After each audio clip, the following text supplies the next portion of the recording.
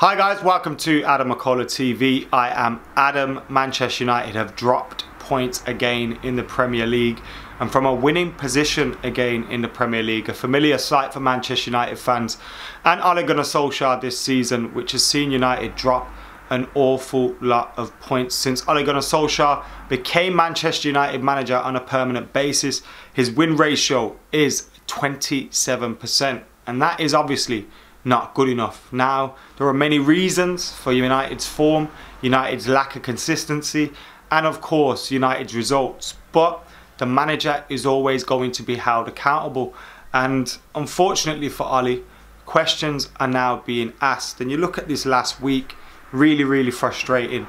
We go to Sheffield United. It was a poor performance, a really poor performance for 65 minutes of the game. We did get back into it. We managed to get in front, and you were looking at goals coming from Mason Greenwood, Marcus Rashford. We were getting goals from academy players, and Brandon Williams with a fantastic strike as well.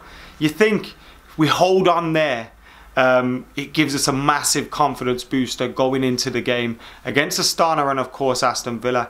The Astana game was a defeat, but you have to kind of disregard that when you look at the squad that travelled there, with United being already through in the Europa League. For the game against Aston Villa, it was a much familiar side to the one that we have expected. It was a lot stronger to the one that we saw in Astana. And we know we've got problems in midfield. We know we've got issues in midfield. No McTominay, no Pogba. There's massive holes there, and we're having to get by with Fred and Andreas Pereira, which clearly isn't good enough. But the performance wasn't good enough as well. It lacked cohesion. It lacked tempo. It lacked ideas at times. We had a lot of the ball, but when Aston Villa were in possession of the ball, they looked a lot better. When Sheffield United were in possession of the ball against Manchester United, they looked a lot better. And these are teams that have just been promoted to the Premier League. These are teams, Aston Villa spent more money than us in the summer, but these are teams that on paper aren't as good as Manchester United. Yes, you can look at Jack Grealish, John McGinn. They start for Manchester United at this moment in time, but you know, we should be beating these sides, and it's not been the performances against the Chelseas, against the Leicesters, you know, that have been the issue. It's not been those games. It's been these games against Crystal Palace, Southampton, Wolves, Aston Villa, Sheffield United. These are the games where Manchester United have struggled, and tactically we've looked poor. Substitution wise, we've been poor. And when you're dropping so many points from winning positions, let's think back. Wolves, Southampton, you know, think just this week, 2 games. You think of all them points dropped there, the table looks a lot different. And that, what does that, to me, that says is we're getting something wrong in game. The substitutions aren't right, or you know, something's not right, and you have to be able to make these decisions which help yourself at times. And you know, Ole has clearly got things wrong. We can look at the team and see many issues with the Manchester United side. We know that. You look at this team, and before the season started, no one expected a title challenge. No one expected a real push for trophies. We expected a season of hopefully improvement, hopefully progression, hopefully a sign that we're getting better. We're building a platform to build on. There hasn't been any of those signs yet. There's been glimpses of good football. There's been glimpses of good performances. Now, we haven't been helped by injuries. I say it again, Martial being out for large periods, Paul Pogba, Scott McTominay now. And I said that at the start of the season in that chat I had with Gary Neville. If we get injuries, we are done. We are done. You know what I mean? If we get injuries, we're done. And managers have to live and die by their results. So will he get that time? And ultimately, the fear that we all had when we appointed Ole Gunnar Solskjaer, the fear that we all had when the club made that decision. Now look, we were all loving the run that we had. That run was amazing. Paris Saint-Germain, amazing. The games along the way there, amazing. And it was a real feel-good factor at Manchester United. And the club obviously appointed the manager. Now they say that wasn't a knee-jerk decision. They did it based on an interview process, and they allowed the manager to showcase what he wants to do. And actually, I have no doubt that what Ole Gunnar Solskjaer wants to do in terms of bringing in the right players, in terms of developing the youth, in terms of giving players opportunity to develop at the club and creating our own stars rather than continuously trying to buy them and trying to chase these big names. Actually, that is the way we want to go. But you can have all the right ideas and still not be the right manager. And he was let down in the summer. We didn't replace Lukaku, we didn't replace Herrera, we didn't even replace Fellaini when he left. You know, the team got weaker, and we didn't replace those. There was no problem in Lukaku going. None of us had an issue with that, really. We didn't replace him. No one had an issue with, you know, other players going, Sanchez going, Herrera going. We needed to replace them, though.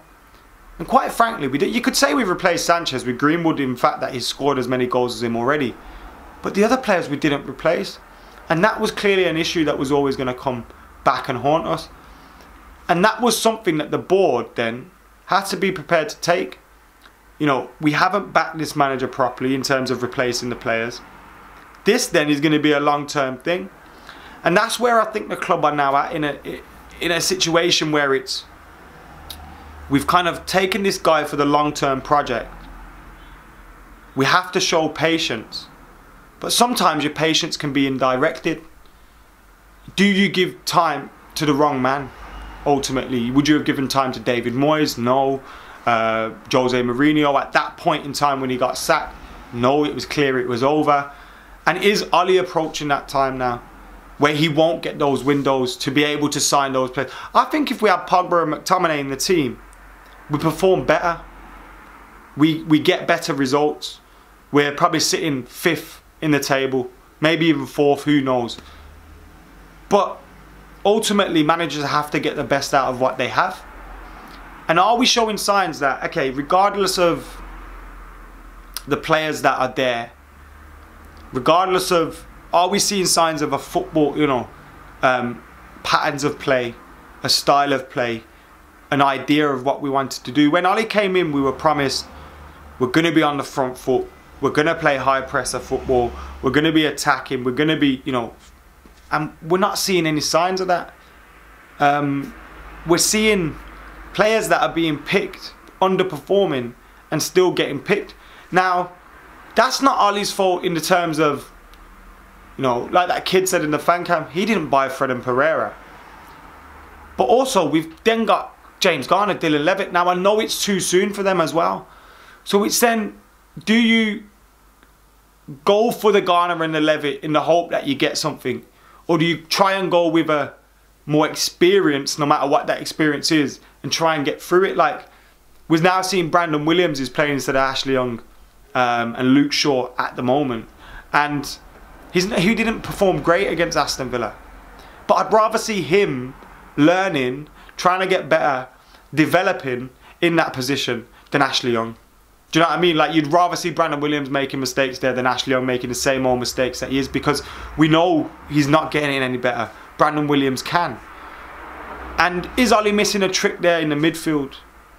Would we perform better if we had gone for a Garner or a Levitt against Villa?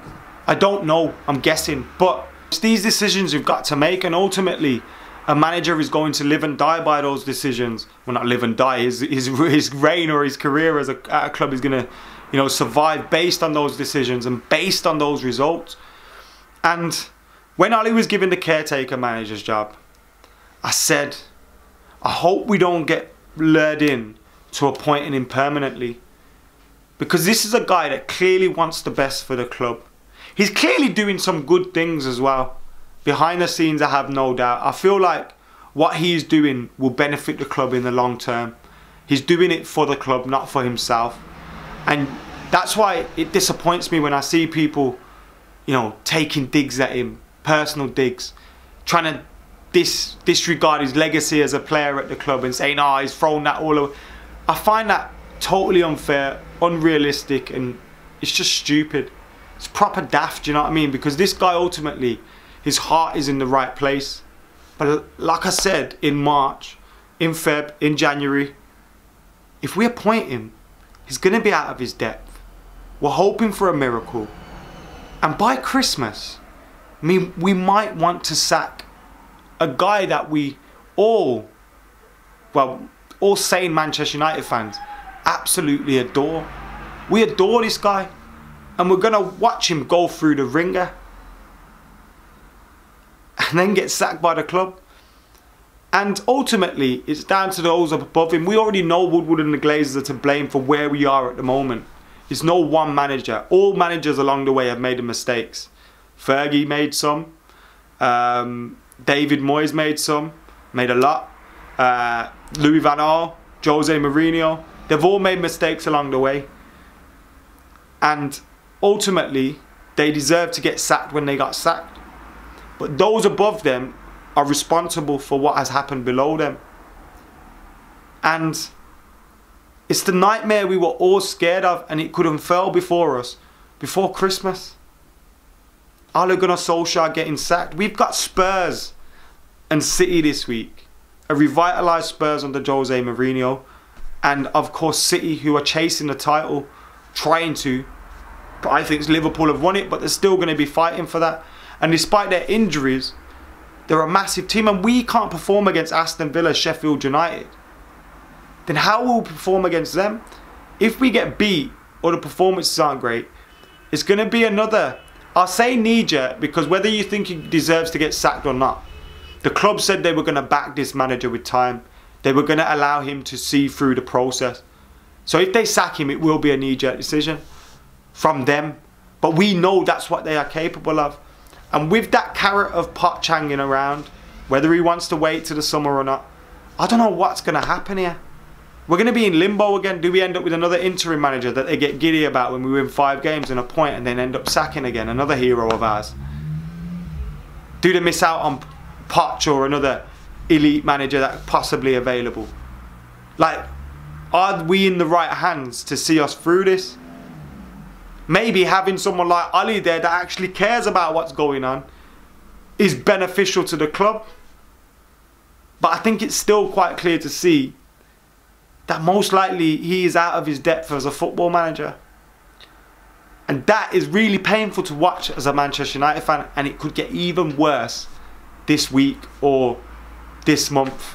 I hope he gets through it. I hope he gets the results. I hope he turns it around. He's always going to have my support, like any manager did before they left, inside that stadium, right behind them. But I'm fearing the nightmare we've all had is going to happen. And I don't know what you guys think.